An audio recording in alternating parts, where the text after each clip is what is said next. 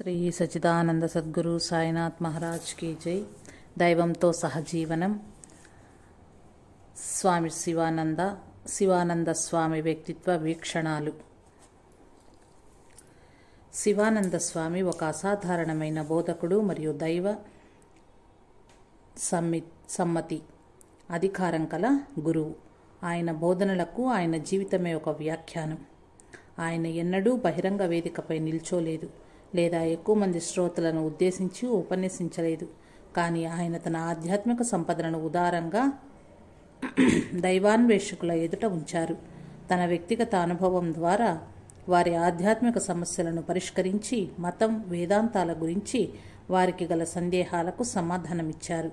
తన ప్రత్యక్షానుభూతి గురించి శివానంద స్వామి ఈ విధంగా వ్యక్తపరిచారు: నేను సంతోషంగా ఉన్నాను. గురుదేవులు దయచే నేను పూర్ణానుభూతిని పొందాను. ఆ తర్వాత ఆయన బృహదారణ్యక ఉపనిషత్తులోని ఈ క్రింది శాంతి మంత్రాన్ని ఆనందంగా పఠించారు: పూర్ణమదః పూర్ణమిదం పూర్ణాత్ పూర్ణముదచ్యతే పూర్ణస్య పూర్ణమాదాయ పూర్ణమేవావశిష్యతే. కళ్ళకు కనిపించనిది అంతా అనంతమే, కనిపించేది అనంతమే. ఈ విశ్వమంతా అనంతము నుంచే వచ్చింది, అయినా అదే స్వయంగా అనంతమైంది. ఒకరోజు కమలేశ్వరానంద స్వామి శివానంద స్వామితో, మీతో కలిసి ఉపనిషత్తులు చదవాలని ఉంది అన్నారు. శివానంద స్వామి ఈ విధంగా అన్నారు: మా జీవితాలు చదవగలిగితే అవే సాక్షాత్తు ఉపనిషత్తులు. శాస్త్ర సారమంతా ఇక్కడే చూడవచ్చు. నా గురుదేవుల నుంచి పొందిన వెలుగునే మీ అందరితో పంచుకుంటున్నాను. ఒక జ్యోతి మరొక జ్యోతిని వెలిగిస్తుంది. ఆ విధంగా మనందరం ఒక చోట చేర్చబడ్డాము. స్వామి సత్ప్రకాశానంద ఈ విధంగా గుర్తు చేసుకున్నారు. బేలూరు మఠంలో షికారుగా నడుస్తూ ఉన్న ఒకసారి మహాపురుష్ మహారాజ్ కొంతమంది శ్రీ శారదాదేవి వద్ద, మరికొంతమంది బ్రహ్మానంది స్వామి వద్ద మంత్రదీక్ష తీసుకుంటారు. ఆ ఇద్దరి మధ్య తేడా ఏమైనా ఉన్నదా? మహాపురుష్ మహారాజ్ ఈ విధంగా సమాధానమిచ్చారు: లేదు, నాకేమీ తేడా కనిపించటం లేదు. ఒకే గంగానది రెండు వైపుల నుంచి ప్రవహిస్తూ ఉన్నది. ఒకే గురుకృప తల్లి శారదాదేవి ద్వారా రాజా మహారాజ్ ద్వారా ప్రవహిస్తోంది. ఒకే పదార్థం రెండు పాత్రలలో ఉన్నది. కానీ చూడు, మంత్రదీక్ష తీసుకోవటం అంటే నీ ఉద్దేశంలో ఏమిటి? వారు మంత్రదీక్ష తీసుకుంటున్నారు అనుకుంటున్నారా? కాదు, అది వారికి ఇయ్యబడుతోంది. ఇది వినగానే మంత్రదీక్ష గురించి నా అంతర్నేత్రాలు తెరవబడ్డాయి. నాకున్న గొప్ప సమస్యకు పరిష్కారం లభించింది. ఆత్మవిశ్వాసం కలిగి ఉండి దైవంపై ఆధారపడటమే సరి అయినది అనే భావం నా హృదయాన్ని ఆక్రమించింది. తన అనుభూతి ద్వారా శివానంద స్వామి ఇతర స్వాముల శాస్త్రపరమైన ప్రశ్నలకు సమాధానమిచ్చే విధానము, ఆధ్యాత్మిక సమస్యలను పరిష్కరించే తీరు ఆశ్చర్యకరంగా ఉండేది. నిఖిలానంద స్వామి ఈ విధంగా వ్రాశారు: వారిని నేనెన్నడూ ఆధ్యాత్మిక లేక వేదాంతపరమైన ప్రశ్నలను అడిగినట్లు గుర్తులేదు. ఆయన తనను ఒక పండితునిగా వేదాంతిగా భావించినట్లు కూడా నాకు నమ్మకం లేదు. భక్తులకు వారి ఇచ్చిన ఆధ్యాత్మిక సూచనలన్నీ తన ప్రత్యక్షానుభూతి నుండి తెలిపినవే. అవి సరళమైన భాషతో మనస వాచ కర్మణ తన మార్గదర్శి అయిన శ్రీరామకృష్ణ ఉపకరణంగా తాను పనిచేస్తున్నాననే అఖండ విశ్వాసంతో కూడి ఉండేవి. ఆయనతో అసలు అహంకారమే లేదు. శ్రీరామకృష్ణుల పాదాల వద్ద ఆశ్రయం పొందిన వారికి ఇదే చివరి జన్మ అని ఎక్కువగా చర్చించబడే విషయం గురించి ఒకసారి వారిని ప్రశ్నించాను. సమాధానంగా ఆయన అది తన నమ్మకం కూడా అని బదులిచ్చారు. శాస్త్రాల ప్రకారం కోరికలు పూర్తిగా నశించిన వారికే పునర్జన్మ ఉండదని, అటువంటి కోరికలు లేని స్థితి నిర్వికల్ప సమాధిలో ప్రత్యక్ష బ్రహ్మానుభూతి పొందితే తప్ప సాధ్యపడదని నేను వాదించాను. మహాపురుష్ మహారాజ్ ఈ విధంగా అన్నారు: నేను పండితుడను కాను, నాకు శాస్త్రాలు తెలియవు. పునర్జన్మకు కారణమేమిటో నువ్వు చెప్పగలవా? తీరని కోరికలే కదా. నేను దానిని అంగీకరించాను. మరలా ఆయన నాకు చెప్పు, నువ్వు మరణశయ్యపై ఉన్నా అనుకో, శ్రీరామకృష్ణులు నీ ముందు ఆగుపడినారనుకో, నీకేదైనా కోరిక ఉండి మరొకసారి మానవజన్మ ధరిస్తావా అని ఆయన అడిగితే ఏం సమాధానం ఇస్తావు అని ప్రశ్నించారు. నేను ఈ ప్రపంచానికి మరలా రావాల్సిన అవసరం కలగజేసే ఎటువంటి తీరని కోరిక నాకు లేదు అన్నాను. అయితే ఇదే నీ చివరి జన్మ. ఈ కోరికలు లేని స్థితి శ్రీ గురుదేవుల కృప చేతనే కలుగుతుంది అన్నారు మహాపురుష్ మహారాజ్. మరొక సందర్భంలో నేను చాలా కాలం తర్వాత అప్పుడే కొమిల్లా బంగ్లాదేశ్లో ఉంది. కొమిల్లా నుండి వచ్చి మహాపురుష్ మహారాజ్కి వందనం ఆచరించి మాటల సందర్భంలో నేను ఈ విధమైన ఆధ్యాత్మిక పురోభివృద్ధి పొందటం లేదని, నేను ఏ విధమైన ఆధ్యాత్మిక పురోభివృద్ధి పొందటం లేదని చెప్పాను. ఏమీ లేదా అని ఆయన అడిగారు. ఏమీ లేదని సమాధానం ఇచ్చాను. నాయనా విను, నువ్వు కావాలని కోరుకున్నంత ఆధ్యాత్మిక అభివృద్ధి పొందటం లేదని బహుశా నీవు అనుకుంటూ ఉండవచ్చు. నీకొకటి చెప్పాలి. చాలా కాలం తర్వాత నన్ను చూచినందులకు నువ్వు సంతోషపడుతుండాలి, అవునా? తప్పకుండా మహారాజ్ అని సమాధానమిచ్చెను. ఆయన అన్నారు, నేను కూడా నిన్ను చూసి చాలా సంతోషంగా ఉన్నాను. ఈ పరస్పర ఆకర్షణకు కారణమేమిటి? నీకు గాని నాకు గాని రక్త సంబంధమేమీ లేదు. భగవంతుణ్ణి ప్రేమిస్తావు కాబట్టి నన్ను చూస్తే నీకు సంతోషం వేస్తుంది.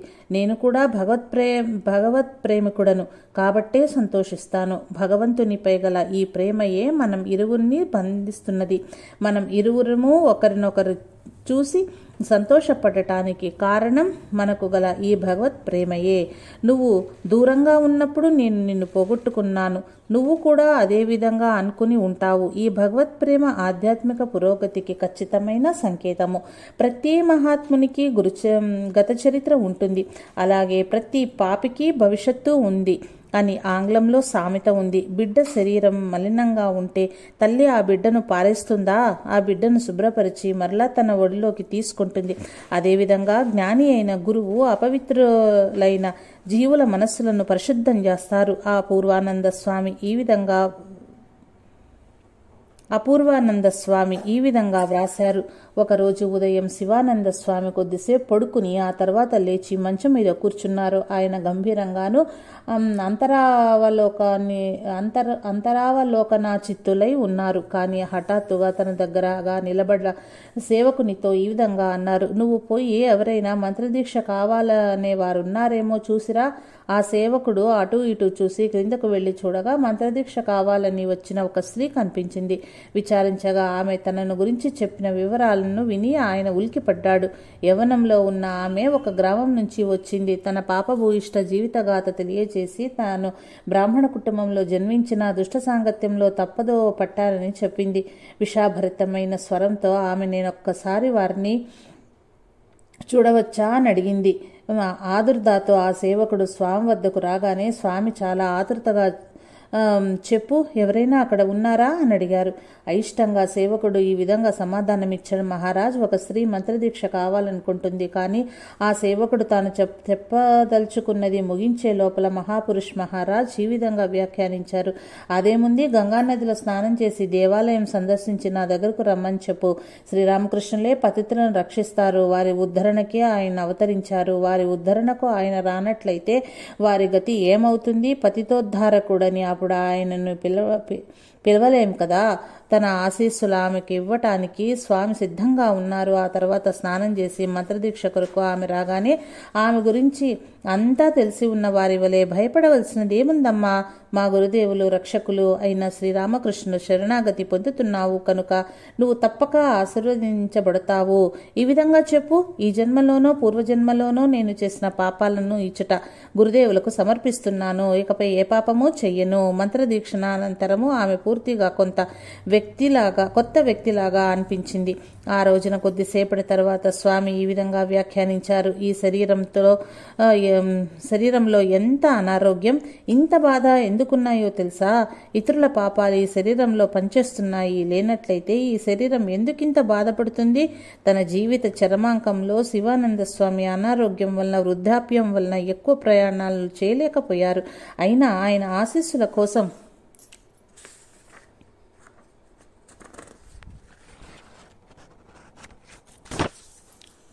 దేశమంతటి నుండి జనం వచ్చేవారు. తన శిష్యులందరి పేర్లు జ్ఞాపకం ఉంచుకోవటం ఆయనకు సాధ్యమయ్యేది కాదు. సుదీర్ఘ సమయం ధ్యానం చేస్తున్న ఆయన ఒకసారి సేవకుడు, మీరింతసేపు ధ్యానం చేయవలసిన అవసరం ఏముంది అని అడిగాడు. స్వామి ఈ విధంగా సమాధానం ఇచ్చారు, నాయన, అది నా కోసం కాదు. మంత్రదీక్ష ద్వారా చాలా మందిని నేను ఆధ్యాత్మిక జీవనంలోకి ప్రవేశపెడుతున్నాను. కానీ అందరూ దానికి అవసరమైన సాధనలు సరిగ్గా చెయ్యలేరు. కొందరు సాధనలు చేసిన పురోభివృద్ధి అంతగా సాధించుకోలేరు. నేను ఏకాగ్రంగా ధ్యానం చేసేటప్పుడు వారి ముఖాలు నాకు కనిపిస్తాయి. వారి పురోభివృద్ధి కలిగి అంతరాయాలు తొలగిపోయే విధంగా నేను వారి కొరకు ప్రార్థిస్తాను. ఒకరోజు రాత్రి ఆయన తన సేవకునికి ఈ విధంగా చెప్పారు. ఈరోజు బాలంగిర్ మహారాణి వచ్చింది. ఆమె ఒక గొప్ప వాక్యం చెప్పింది. వెళ్ళేటప్పుడు ఆమె నాకు వంగి నమస్కారం చేసి కంటతడి పెట్టి, మహారాజ్, మీకు నా బోటి భక్తులు ఎందరో ఉన్నారు, కానీ నాకు మీ బోటి వారు వేరెవరూ లేరు అంది. ఇదే మాట శ్రీకృష్ణునితో రాధ చెప్పింది. కృష్ణునికి సంపూర్ణ శరణాగతి పొందటమే గోపికల తత్వము. మఠానికి దగ్గరలో గంగానదిలో బాలీకి చెందిన పూర్ణ హాల్దార్ అనే మత్స్యకారుడు చేపలు పడుతూ ఉండేవాడు. అతడు వృద్ధాప్యంతో వంగిపోయి బలహీనంగా ఉన్నందువల్ల అతను పట్టే చేపలు జీవన భృతికి కూడా సరిపోయేవి కావు. శివానంద స్వామి ఈ వృద్ధుణ్ణి తన మేడ వరండా నుంచి చూస్తూ ఉండేవారు. ఆయన హృదయం ఇతని గురించి ద్రవించిపోయింది. అతనికి సహాయం చేయటం కోసం శివానంద స్వామి వంటశాల అధిపతి అయిన స్వామితో ఆ వృద్ధుడు పట్టిన చేపలన్నింటినీ కొని వాటికి బాగా డబ్బులు ఇయ్యమని చెప్పేవారు. అంతేకాక అప్పుడప్పుడు స్వామి అతనికి వస్త్రాలు, ఇంకా ఏమైనా వస్తువులు ఇస్తూ ఉండేవారు. కొద్ది రోజుల పాటు స్వామి పూర్ణను చూడలేదు. అతని గురించి విచారించగా చనిపోయాడని తెలిసింది.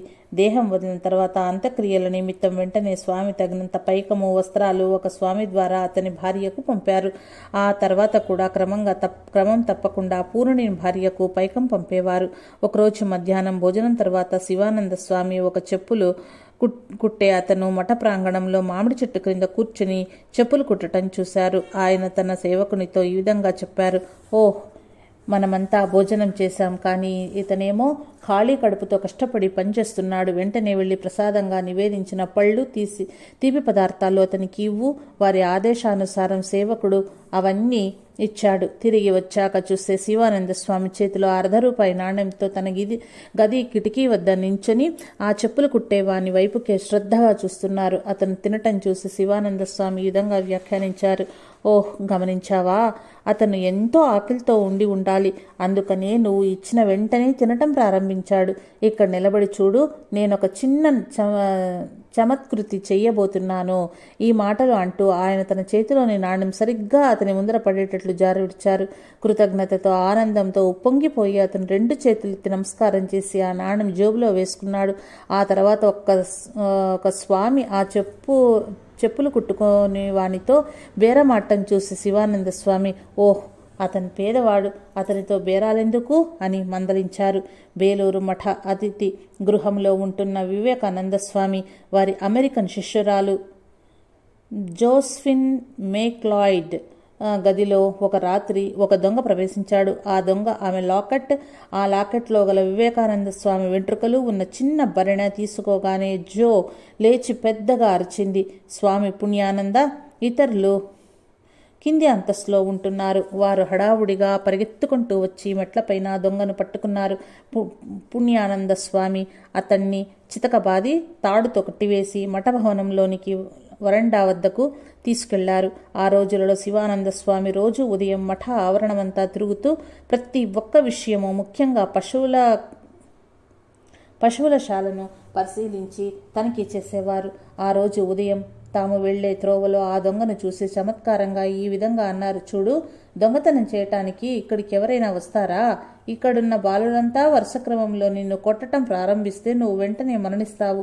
ఈ మాటలని ఆయన అక్కడి నుంచి వెళ్లిపోయారు. కొద్దిసేపటి తర్వాత శివానంద స్వామి తన నడక పూర్తి చేసుకుని వచ్చి ఉపాహారం తినటం ప్రారంభించారు. అప్పుడు జో ఆ గదిలోనికి ప్రవేశించి స్వామితో ఈ విధంగా చెప్పింది. మహాపురుష్ మహారాజ్, ఒక దొంగ నా గదిలో ప్రవేశించాడని విని ఉంటారు. బహుశా అతను భక్తుడై ఉంటాడని అనుకుంటున్నాను. లేనట్టయితే నా గదిలో ఉన్న ఇతర వస్తువులన్నీ వదిలి ఆ లాకెట్ మాత్రమే ఎందుకు తీసుకుంటాడు? ఆ లాకెట్ భరణిలో వివేకానంద స్వామి వెంట్రుకలున్నాయి. స్వామీజీ ఎడల అతనికి గల భక్తియే అతన్ని ఆ దొంగతనానికి ప్రేరేపించిందని నా నమ్మకం. పసిబిడ్డడి మనస్తత్వం కల శివానంద స్వామి వెంటనే జో మాటలు నమ్మారు. ఆ దొంగను వెంటనే విడుదల చేయమని, అతన్ని గంగానదికి తీసుకెళ్లి స్నానం చేయించమని, స్నానం చేశాక తాను పంపిన కొత్త గొడ్డలను ధరించేటట్టు చూడమని శివానంద స్వామి పుణ్యానంద స్వామికి ఆదేశించారు.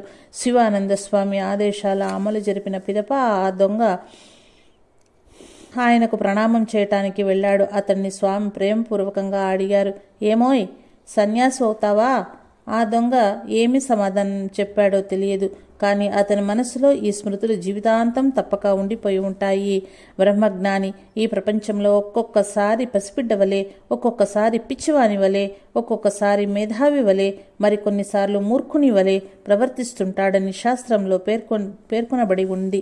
అతన్ని ఎప్పుడూ దివ్యానందంతో వెలుగొందుతూ ఉంటాడు. ఒకరోజు శివానంద స్వామి బంగారు కంచంలో భోజనం చేయాలనే కోరిక వెలుబుచ్చారు. ఆయన సేవకులు చాలా ఇబ్బందికి గురయ్యి సందిగ్ధావస్థలో పడ్డారు. ఆనాటి పరిస్థితుల్లో ఆ పేద మఠానికి బంగారు కంచం కొనటం సాధ్యం కాని పని. సమయస్ఫూర్తితో ఒక స్వామి ఈ విధంగా వ్యాఖ్యానించారు, లేత అరటి ఆకును కూడా స్వర్ణపత్రము అంటారు. లేత అరటి ఆకు లోపలి భాగం స్వర్ణ ఛాయలో ఉంటుంది కాబట్టి అది చూడగానే బంగారు కంచం గుర్తొస్తుంది. వెంటనే శివానంద స్వామి ఈ విధంగా అన్నారు, నువ్వు చెప్పినది యథార్థం. ఇక నుండి నేను అరటి ఆకులోనే భోజనం చేస్తాను. వారి సేవకులు హమ్మయ్యా అనుకొని ఊపిరి పీల్చుకున్నారు. స్వామి మామూలుగా భోజనం చేసే కంచంపై అరటి ఆకును వేసి దానిపై భోజనం వడ్డించేవారు. ఒకరోజు రాత్రి శివానంద స్వామి తన సేవకుని, రేపు నాకు ఒక పెద్ద వాలుగా చేప కొని తేగలవా అని అడిగారు. రేపు నాకొక పెద్ద వాలుగా చేప కొని తేగలవా అని అడిగారు. అలాగే మహారాజ్ అని సమాధానమిచ్చారా స్వామి. ఆ తర్వాత రోజు అతను చేపల బజారుకి వెళ్ళి బతికి ఉన్న పెద్ద వాలుగా చేపను కొని తెచ్చి స్వామికి చూపించాడు. దాన్ని చూసి ఆయన చాలా సంతోషించారు. మొదట ఆయన దీన్ని మంచి కూరగా వండించు అన్నారు. మరలా వెంటనే అన్నారు, ఆగు, ఈ చేప ఇంతవరకు నిన్న చెరువులో ఉంది. విశాలమైన గంగా నదిలో దీన్ని వదిలితే ఎంత బాగుంటుంది. ఈ చేప చాలా సంతోషిస్తుంది. దయచేసి దీన్ని వెంటనే గంగా నదిలో వదిలివేయి. వెంటనే స్వామివారి ఆదేశం పాటించబడింది. ఆ చేప తోక ఆడిస్తూ నీటిలో అదృశ్యమైపోయింది. ఆ చేప స్వేచ్ఛలో పొందిన ఆనందం శివానంద స్వామి ముఖంలో ప్రస్ఫుటమైంది. వెంటనే ఆయన పెద్దగా ఈ విధంగా అన్నారు, ఎంత ఆశ్చర్యం, ఏమి ఆనందం. శివానంద స్వామికి స్వామీజీ బ్రహ్మానంద స్వాముల పట్ల అపారమైన ప్రేమ గౌరవం ఉండేవి. ఒక్కొక్కసారి ఆయన స్వామీజీ గదిలోనికి ప్రవేశించి అచ్చట ఉన్న ప్రతి ఒక్క చిన్న వస్తువును జాగ్రత్తగా పరిశీలించేవారు. ఆ విధంగా చూస్తున్నప్పుడు ఒకసారి ఆయన దృష్టి ఒక ఫోటోలోని బృందంపై పడింది. ఆ బృందంలో తన రూపం చూస్తూ ఆయన నవ్వుతూ, ఓహ్, ఇక్కడ ఈ వెధవ ఎవరు? మహాపురుషులతో ఉంటూ వీడు కూడా మహాపురుషుడై అయినాడు అన్నారు. శ్రీ గురుదేవులచే ఈశ్వర కోటిగా అభివర్ణింపబడిన ఆరుగురు శిష్యుల గురించి మాట్లాడుతూ శివానంద స్వామి ఈ విధంగా వ్యాఖ్యానించారు. స్వామీజీ, మహారాజ్, బ్రహ్మానంద స్వామి ఇంకా కొంతమంది ఈ కోవకి చెందినవారు. నేనంత ఉన్నతుణ్ణి కాదు, కానీ ఇప్పుడు శ్రీ గురుదేవుని కృపచే నేను కూడా ఈశ్వర కోటినైనాను. అపూర్వానంద స్వామి ఈ విధంగా వ్రాసారు. ఒకరోజు మధ్యాహ్నం విశ్రాంతి తర్వాత స్వామి పడమర వైపుగా తన మంచం మీద కూర్చుని ఉన్నారు. కళ్ళు మూసుకుని కొద్దిసేపు ధ్యానం చేశారు. పశ్చిమ వరండా ద్వారా కిటికీ తెరిచి ఉన్నాయి. హఠాత్తుగా మహారాజ్ తన శిరస్సు నిఠారుగా పైకి లేపి మఠ ఆవరణంలో ఉన్న మామిడి చెట్టును చూపిస్తూ ఈ విధంగా అన్నారు, చూడు, నాలో ఎంత గొప్ప శక్తి జమ అయిందంటే ఇక్కడ చెట్టును ముక్తి పొందు అని ఆదేశిస్తే అది ముక్తిని పొందుతుంది. ఎవరి వైపైనా ఒక చూపు చూస్తే చాలు, వారికి ముక్తిని ఇయ్యగలను. ఈ విధంగా అంటూ ఆయన మరలా తల వంచి ధ్యానమగ్నులయ్యారు. వృద్ధాప్యం, అనారోగ్యంతో ఉన్న ఆయన మఠ కార్యక్రమాలను, ముఖ్యంగా గురుదేవుల సేవ గురించి ఎప్పుడూ తెలుసుకునేవారు. ఆయన స్వాములకు, భక్తులకు ఈ విధంగా గుర్తు చేసినారు. స్వామీజీ ప్రతిష్ఠించారు కనుక శ్రీ గురుదేవులు స్వయంగా బేలూరు మఠంలో ఉన్నారు. ఇది వాస్తవమని గ్రహించండి. శ్రీరామకృష్ణుల పూజ చేసే వారికి ఈ విధంగా సూచించేవారు. రోజు పూజ తర్వాత గురుదేవుల స్తోత్రాలు కొన్ని పఠించండి. మధ్యాహ్న సమయంలో మధ్యాహ్న సమయంలో చాలా పూలమాలలు చేసే బదులు గురుదేవుల కోసం ఒక్క సన్నజాజి పూలమాల తయారు చేసి మిగిలిన సమయమంతా జప ధ్యాన శాస్త్ర పఠనాలతో గడపండి. వేసవి కాలంలో రాత్రిపూట గురుదేవులను మంచంపై పడుకోబెట్టిన తరువాత కొద్దిసేపు వింజామరంతో గాలి వచ్చేటట్లు వీచండి. గురుదేవులకు ఏ విధంగా తమలపాకులు చుట్టాలో హుక్కా తయారు చేయాలో ఆయనే స్వయంగా చేసి చూపించేవారు. నిఖిలాత్మానంద స్వామి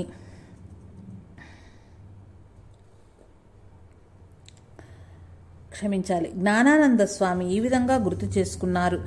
ఒకరోజు నేను మఠ ప్రాంగణంలో మామిడి చెట్టు దగ్గర ఊడుస్తున్నాను. నేను ఊడవటం పూర్తి చేశాక మహాపురుష్ మహారాజ్ ఆ ఆవరణ చూస్తూ ఇలా అన్నారు, ఏం నాయనా, ఏం చేస్తున్నావు? గురుదేవులు ఇచ్చట నడుస్తుంటారు. ఈ ఆవరణంలో నాకింకా దుమ్ము ధూళి ఉపయోగించిన అగ్గిపుల్లలు కనిపిస్తున్నాయి. గురుదేవులు ఈ ప్రదేశంలో ఆనందంగా నడవటానికి వీలుగా ఆయన పాదాలకు మట్టి అంటుకోకుండా ఉంటే విధంగా ప్రత్యేక శ్రద్ధతో ఈ ప్రదేశాన్ని పరిశుభ్రం చెయ్యి. ఈ సంఘటన జరిగిన తరువాత గురుదేవులు మఠంలో ప్రతి చోట ఉన్నారని నేను గ్రహించాను. మేమెవరము వారిని చూడలేకపోయినా శివానంద స్వామి చూసేవారు. నిఖిలాత్మానంద స్వామి తమ స్మృతులు ఈ విధంగా తెలియచేశారు. దేవాలయంలో రోజు నేను నేలను తుడిచేవాడిని. ఒక్కొక్కసారి దేవాలయం దక్షిణ వరండా అంతా వాన నీటితో నిండి ఉండేది. ఒకరోజు వాన కురిసిన తరువాత నేను వరండాను తుడవలేదు. తన గది నుంచి మహాపురుష్ మహారాజ్ దీనిని చూశారు. నన్ను తన గదికి పిలిపించి ఈ విధంగా చెప్పారు, చూడు, ఈ విధంగానా గురుదేవుల సేవ చేయటము? గురుదేవులు వాననీటి కారణంగా వరండాలో నడవలేరు. ఆయన పాదాలు తడిసిపోతాయి. ఇక్కడ నువ్వేం చేస్తున్నావు? గురుదేవులు రోజు మధ్యాహ్న సమయంలో వరండాలో నడవటం నేను చూస్తుంటాను. నాయనా, గురుదేవులకు అసౌకర్యం కలిగించకుండా ఎల్లప్పుడూ జాగ్రత్త వహించు. ఆయన మన ఆత్మలకు ఆత్మ, విశ్వప్రభువు. ఆయన సంతోషిస్తే ఈ ప్రపంచమంతా సంతోషిస్తుంది. భగవంతుణ్ణి ప్రతి చోట ప్రతి వస్తువులందు దర్శించగలగటమే వేదాంత అనుభవానికి పరాకాష్ట. శివానందుని మనస్సు పూర్తిగా రామకృష్ణులతో నిండి ఉండేది. ఆయన ఒకసారి బేలూరు మఠంలో బ్రహ్మానంద స్వామితో ఈ విధంగా చెప్పారు, రాజా, ఈ రోజులలో కూడా నేను గురుదేవులను చూస్తుంటాను. ఆ విధంగా చూడలేకపోయినట్లయితే నాకు జీవించటమే దుర్లభమై ఉండేది. శ్రీరామకృష్ణ చిత్రపటాన్ని భక్తులకు చూపిస్తూ శివానంద స్వామి ఈ విధంగా అనేవారు, గురుదేవుల ఈ చిత్రపటం సాధారణ చిత్రపటంగా భావించకండి. ఆయన స్వయంగా ఈ చిత్రపటంలో ఉండి భక్తుల ప్రార్థనలు వింటారు. మరొక సందర్భంలో శివానంద స్వామి ఈ విధంగా అన్నారు, ఈ యుగంలో శ్రీరామకృష్ణ నామమే ముక్తి నొసగే తారక మంత్రము. రామ కృష్ణ ఈ రెండూ అవతారమూర్తులు ఒకేసారి శ్రీరామకృష్ణులుగా వ్యక్తమయ్యారు. శ్రీరామకృష్ణ నామం స్మరిస్తే రామమంత్రము కృష్ణ మంత్రము జపించిన ఫలము లభిస్తుంది. ఆయన పాపుల బాధితుల ఉద్ధరణకే జన్మించారు. అంతేకాక భగవత్ సాక్షాత్కారం పొందటానికి అతి సామాన్యమైన సుగుణమైన సుందరమైన మార్గాన్ని చూపించారు. చివరి రోజులు. శ్రీరామకృష్ణ నాటకంలో తన పాత్రను శివానంద స్వామి పూర్తి చేయనారంభించారు. గురుదేవుల సందేశాన్ని ఆయన హృదయపూర్వకంగా జనసామాన్యంలో వ్యాపింపచేశారు. తన శరీరం వంక చూపిస్తూ ఆయన ఒక స్వామితో ఈ విధంగా అన్నారు, ఇది సాధారణ శరీరం కాదు, దీనికి ఒక విశిష్టత ఉన్నది. ఈ శరీరం ద్వారా భగవత్ సాక్షాత్కారం పొందబడింది. ఈ శరీరం భగవాన్ శ్రీరామకృష్ణులు స్పర్శించింది, వారితో కలిసి జీవించింది, వారిని సేవించింది. ఈ కాలానికి తగిన తన సందేశ వ్యాప్తి కొరకు గురుదేవులు ఈ శరీరాన్ని సాధనంగా చేసుకున్నారు. లేనట్లయితే ఈ శరీరం ఒక మాంస రక్తాలతో కూడుకున్నది తప్ప అన్యమేమీ కాదు. ఈ శరీరం ఎక్కువ కాలం ఉండాలని ఆయన అనుకుంటే ఉంచుతారు. లేనట్లయితే ఆయన మొదటి పిలుపుకే ఈ శరీరం వదలటానికి నేను సిద్ధంగా ఉన్నాను. ఆయన పిలుపు కోసం ఎదురు చూస్తున్నాను. జ్ఞానం పొందాక స్వేచ్ఛగా జీవించే జీవన్ముక్తిని మనస్సును ఇతరుల పట్ల కరుణయే ప్రేరేపించి నడిపిస్తుంది. శివానంద స్వామి ఇతరులకు సహాయం చేయటానికి తన మనస్సును సామాన్య స్థితిలో ఉంచటానికి చాలా కష్టపడి ప్రయత్నించేవారు. అశోకానంద స్వామి ఈ విధంగా వ్రాశారు, పగలంతా ఆయన మంచం మీద అన్ని వస్తువులు చిందరవందరగా పడేసి ఉండేవి. ఆయన వద్ద ఉండే వస్తువులు మారుతూ ఉన్న వాటిలో ముఖ్యంగా ఈ క్రిందివి ఉండేవి: ఒక కర్ర, ఒక సంగీత వాయిద్యము, శ్రీరామకృష్ణ కథామృతము, భగవద్గీత, చండీ, సంస్కృత గ్రంథాలు, బెంగాలీ జానపద కథలు, బొమ్మల పుస్తకాలు. ఒక్కొక్కసారి సరదాగా సేవకుని వైపు ఆ కర్రను ఊపేవారు లేదా సంగీత వాయిద్యాన్ని మ్రోగించేవారు. ఎక్కువ సమయం గ్రంథాలు చదువుతూ ఉండేవారు. ఆయన మంచం అన్ని వస్తువులతో గందరగోళంగా ఉండటం ఎందుకో స్వాములకు మొదట అర్థమయ్యేది కాదు. కానీ ఒకరోజు ఆయనే ఈ విధంగా చెప్పారు: నా మనస్సు ఎల్లప్పుడూ బ్రహ్మ సాక్షాత్కారం వైపు పరుగులు తీస్తుంటుంది. అందుకే ఇటువంటి అల్పమైన వస్తువులతో తాత్కాలికంగా నా మనస్సును క్రిందికి మరలించి వీటికి పట్టి ఉంచుతాను. తల్లి తన పసిబిడ్డకు బొమ్మలిచ్చి ఆటలాడుకునేటట్లు చేసే విధంగా నేను వివిధ మార్గాల ద్వారా నా మనస్సు పరతత్వాన్ని మరిచేటట్టు చేయటానికి ప్రయత్నిస్తున్నాను. వేదాంత సన్యాసిగా శివానంద స్వామి చాలా దృఢంగా ఉండి తమ ఉన్నత ఆదర్శాల ఎడల రాజీ పడేవారు కాదు. ఎప్పుడు ఇతర స్వాములకు వారి ఆదర్శం గురించి ఈ విధంగా గుర్తు చేసేవారు: కామకాంచన త్యాగం, ఈ శరీరపు కామాన్ని, ధనం ఎడల ఆశను వదులుకోగలిగితే అంత అసవ్యంగా ఉంటుంది. అన్నింటికంటే ముఖ్యంగా సన్యాసి పవిత్రతను, పేదరికాన్ని తప్పక కలిగి ఉండాలి. పవిత్రత, నిష్కాపట్యం మీ సాంకేతిక పదాలు కావాలి. గురుదేవులు అన్ని లోపాలను క్షమిస్తారు గాని కాపట్యం, ఆత్మవంచన మాత్రం సహించరు. వంచనతో అసత్య నాటకమాడి కపటపు పద్ధతులను అవలంబించేవారు ఇచ్చటివారు కారు. అటువంటి వారిని గురుదేవులు ఈ సంస్థలో ఉండనీయరు. వారిని ఆయన తొలగిస్తారు. నిజమైన భక్తులే ఇక్కడ ఉంటారు. శివానంద స్వామి చాలా సాత్వికంగానూ కోమల హృదయునిగాను ఉండి మఠంలో అందరినీ ప్రేమించే తల్లి వలె ఉండేవారు. మలేరియా వ్యాపించిన సమయంలో ఆయన స్వయంగా వంటశాలలకు వెళ్ళి అనారోగ్యంగా ఉన్న స్వాములకు తయారు చేయవలసిన ప్రత్యేక పదార్థాల గురించి వండటానికి సూచనలు ఇచ్చేవారు.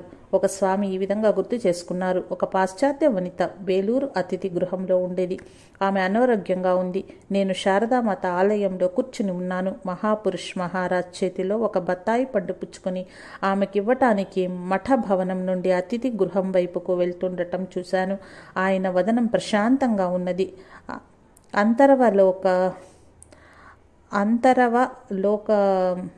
అంతరవలోకనలో ఉన్నారు.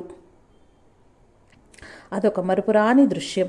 శాశ్వతమైన ఆయన ప్రేమ ఎన్నిటికీ తరగనిదిగా ఉండేది. జంతువులు, పక్షులు కూడా ఆయన ప్రేమ సంరక్షణలో పాలుపంచుకునేవి. ఆయన నిత్యము క్రమం తప్పకుండా పశువులకు వెళ్ళి ఆవులకు అరటిపళ్ళు, బెల్లపు నీరు, బార్లీ పిండి తినిపించేవారు. మఠానికి వచ్చే భక్తులకు తరచూ ఈ పెద్ద స్వామి మఠ ఆవరణంలో ఆవులను నిమురుతూ కనిపించేవారు. తన సేవకుని తన గది పక్కన కొంచెం ధాన్యపు గింజలు వేయమని చెప్పి పక్షులు వాటిని తింటుంటే చూసి ఆయన ఆనందించేవారు. ఆయన పెంపుడు కుక్క కెలో స్నానాలు, ప్రత్యేక ఆహారము పొందేది. కెలోని చూపిస్తూ శివానంద స్వామి ఈ విధంగా అనేవారు: కెలో నా కుక్క, నేను గురుదేవుల కుక్కను.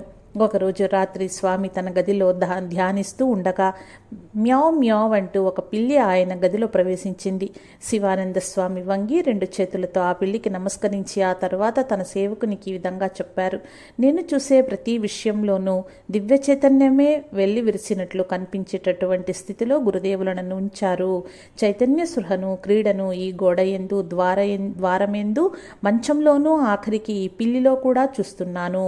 శ్రీ గురుదేవుల సందేశం ప్రపంచమంతా వ్యాపింపచేయాలని శివానంద స్వామికి ఆకాంక్ష. ఆయన అధ్యక్ష కాలంలో రామకృష్ణ మఠానికి చెందిన ఈ క్రింది స్వాములు ఉత్తర అమెరికా, దక్షిణ అమెరికా, యూరోప్ పంపబడ్డారు: స్వామి ప్రభవానంద 1923లో, స్వామి దయానంద, అఖిలానంద 1926లో, స్వామి మాధవానంద, జ్ఞానేశ్వరానంద 1927లో, స్వామి వివిధిషానంద 1928లో, స్వామి దేవాత్మానంద 1930లో, స్వామి అశోకానంద, నిఖిలానంద 1931లో, స్వామి విజయానంద 1932లో, స్వామి యతీశ్వరానంద 1933లో, స్వామి యతీశ్వరానంద. ఈ స్వామీజీలు ఇతరులు వివేకానంద స్వామిచే ప్రారంభించబడిన వేదాంత సందేశాన్ని వ్యాప్తి చేయటానికి శ్రమించి పనిచేశారు. శ్రీరామకృష్ణ సంస్థకు అదొక స్వర్ణయుగం. గురుదేవుల శిష్యులు ఒకరి తర్వాత మరొకరు ఈ లోకం వదిలి వెళ్లారు. కథామృత రచయిత మా సుబోధానంద స్వామి 1932లో దేహం చాలించారు. ఈ ఇద్దరూ ప్రియమిత్రుల మరణం శివానంద స్వామి హృదయంలో శోకం నింపింది. ఒక్కొక్కసారి ఆయన ఈ విధంగా అనేవారు, దాదాపు అందరూ వెళ్ళిపోయారు, నేను ఎవరితో మాట్లాడేది? సంభాషణలో ఇకపై ఆనందమే లేదు. శివానంద స్వామి శిష్యులలో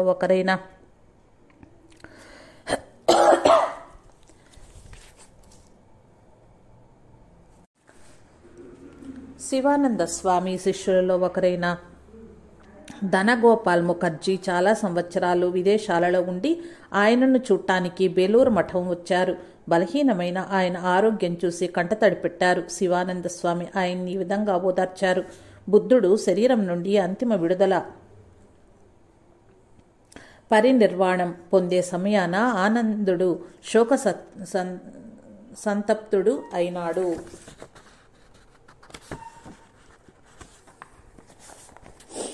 అది చూసి బుద్ధుడు ఈ విధంగా అన్నాడు, ఆనందా, ఎందుకు విలపిస్తున్నావు? ఈ జీవితం 50 లేక 60 లేక చాలా ఎక్కువగా అయితే 100 సంవత్సరాలు ఉంటుంది. కానీ నేను శాశ్వత జీవనాన్ని పొందబోతున్నాను. రోజులు గడిచే కొద్దీ అధిక రక్తపోటు ఉబ్బసాలతో శివానంద స్వామి ఆరోగ్యం వేగంగా క్షీణించే చివరకు ఆయన మంచాన పడ్డారు. ఒక్కొక్కసారి తన సేవలకి ఈ విధంగా ఆయన క్షమాపణ చెప్పేవారు. నేను మీ అందరికీ చాలా కష్టం కలిగిస్తున్నాను. అనారోగ్యంతో ఉన్న ఆయనకు దివ్య దర్శనాలు, ఆధ్యాత్మిక అనుభూతులు కలుగుతూనే ఉండేవి. ఒకరోజు సాయంత్రం తన సేవకునితో ఈ విధంగా చెప్పారు, మహాశివుని విభూతి నా నొసట ఉంచి మంచం పైన ఒక పట్టు కండువా పరిచి ఉంచు. గురుదేవులు వచ్చారు. మరొక రోజు మధ్యాహ్నం సేవకులతో ఈ విధంగా చెప్పారు, ఇప్పుడే స్వామీజీ మహారాజు ఇద్దరూ వచ్చి తారక్ దా వెళదాం రా అన్నారు. వారిని మీరు చూడలేదా? శివానంద స్వామి 1933 ఏప్రిల్ 24వ తేదీన మఠం చూడాలనే కోరిక వెలిబుచ్చారు. వారి సన్యాస శిష్యుట ఆయనను ఒక కుర్చీలో తీసుకెళ్లారు. ఆయన దేవాలయాలన్నింటి వద్ద వంగి నమస్కారం చేశారు. పశువుల శాల, పూల, కూరగాయల తోటలు, సామాగ్రిశాల, ఆఫీసు భవనాలు దర్శించారు. చివరికి ఆయన గంగామాతకి ప్రణామం చేశారు. ఆయన వదనం ఆనందంతో వెలుగొందింది. మఠంలో ఇదే ఆయన చేసిన ఆఖరి పర్యటన. ఆయన చివరి మాటలివి, సత్యమేదో అదే జరుగుతుంది. చివరికి సత్యమై జయిస్తుంది, సత్యమై నిలుస్తుంది. అసత్యమైనదేది ఉండదు. కాబట్టి దాని గురించి ఎవరు విచారించరాదు. శివానంద స్వామి ఏ గ్రంథాలు రచించకపోయినా ఉత్తేజకరమైన ఆయన సంభాషణలు ఆంగ్లంలో ఫర్ సీకర్స్ ఆఫ్ గాడ్, దైవాన్వేషకులకు పేరిట గ్రంథంగా వెలువడింది. చాలామంది స్వాములు, భక్తులు శివానంద స్వామితో విలువైన తమ స్మృతులను తెలుపగా అవి బెంగాలీలో 3 సంపుటులుగా శివానంద స్మృతి సంగ్రహం పేరిట ముద్రించబడ్డాయి. ఏప్రిల్ 25వ తేదీన శివానంద స్వామి 3 భక్తులకు మంత్రదీక్ష ఇచ్చారు. అంతకుముందు రోజులతో పోలిస్తే ఆ రోజు స్వామి ఎంతో కులాసగా ఉన్నారు. ఉదయం 11 గంటలకు స్వామి భోజనం చేశారు. భోజనం చేసిన తర్వాత కొంచెం మజ్జిగ తాగుతుంటే ఆయన కుడి చెయ్యి హఠాత్తుగా వణకటం ప్రారంభించింది. ఆయన మజ్జిగ కప్పును కిందకు పెట్టారు. ఒక విధమైన మూర్ఛలాగా వచ్చి ఆయన కుడి భాగమంతా సచ్చుబడిపోయింది.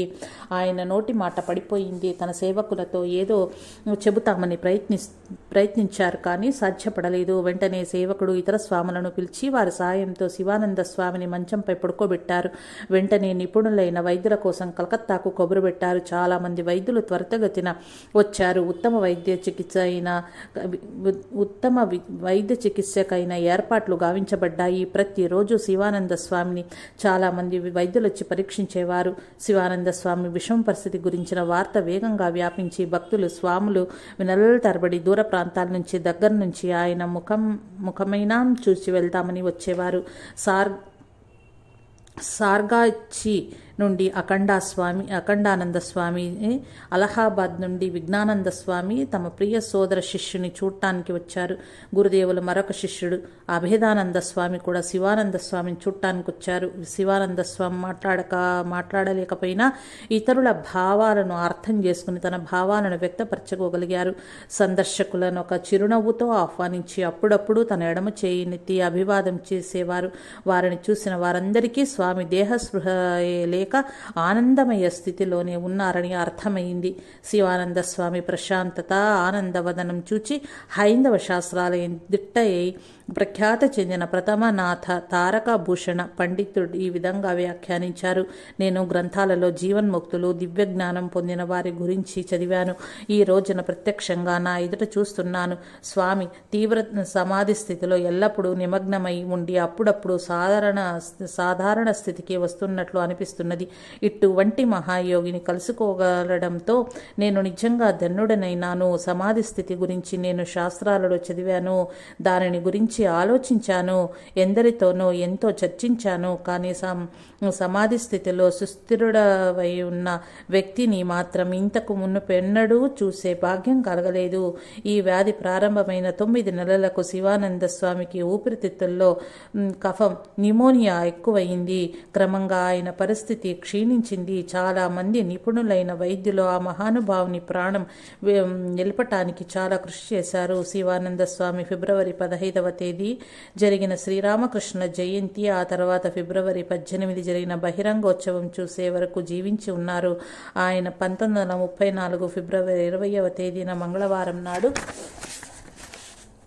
దేహం వదిలారు. చివరి సమయంలో స్వామి ముఖం ఆనందంతో వెలుగొందింది. రోమాలు నిక్కబడుచుకున్నాయి. ఈ రెండూ చాలా పవిత్ర సంకేతాలని భావించబడతాయి. స్వాములందరూ శంకరాచార్యుల వారి నిర్వాణ షట్కం, పుష్పదంతుని, శివ మహిమాన్ స్తోత్రము, ఉపనిషత్తులు, భగవద్గీత పఠించారు. అభేదానంద స్వామి వచ్చి శివానంద స్వామి పాదాల వద్ద పుష్పాలు సమర్పించి భాగవతంలోని క్రింది వాక్యాన్ని పఠించారు. ఓ మహానుభావ, నీ పాదకమలాలకు నా వందనాలు. సంప్రదాయం ప్రకారం శివానంద స్వామి శరీరానికి గంగాజలంతో స్నానం చేయించి పూలతోనూ చందనంతోనూ అలంకరించి ఆ తర్వాత గంగానది ఒడ్డున పేర్చబడిన చితిలో ఆయన దేహం అగ్నికి ఆహుతింపబడింది. వందలాది స్వాములు, భక్తులు మనస్ఫూర్తిగా అమిత భక్తితో జయ రామకృష్ణ అని జయ జయ ధ్వానాలు చేశారు. ఈ శరీరం వదిలాక మీరెక్కడికి వెళ్తారని శివానంద స్వామిని అడిగితే తనకు సరియైన ప్రదేశం శ్రీరామకృష్ణ లోకంలో గురుదేవునితోనని ఆయన సమాధానమిచ్చేవారు. దివ్య చైతన్యంలో నిరంతరం నివసించే వ్యక్తిగా ఆయన జీవితం ఒక మహత్తర ప్రకాశవంతమైన ఉదాహరణ. ఒకరోజు ఆయన ఒక స్వామితో నమ్రతగా ఈ విధంగా అన్నారు. చూడు, నేను గురుదేవుని కుక్కను. విలువైన తన యజమాని సంపదను దొంగల నుండి కుక్క ఏ విధంగా రక్షిస్తుందో ఆ విధంగా నా గురుదేవుల అత్యంత విలువైన ఆధ్యాత్మిక సంపదలను, వివేకం, వైరాగ్యం, జ్ఞానం, భక్తి ఈ మఠంలో నేను రక్షిస్తున్నాను. ఈ మఠంలో విశ్వాసవంతమైన కుక్కలా ఉండగలిగేవారు మహోన్నత శ్రేయస్సును పొందగలరు. జై సాయి మాస్టర్.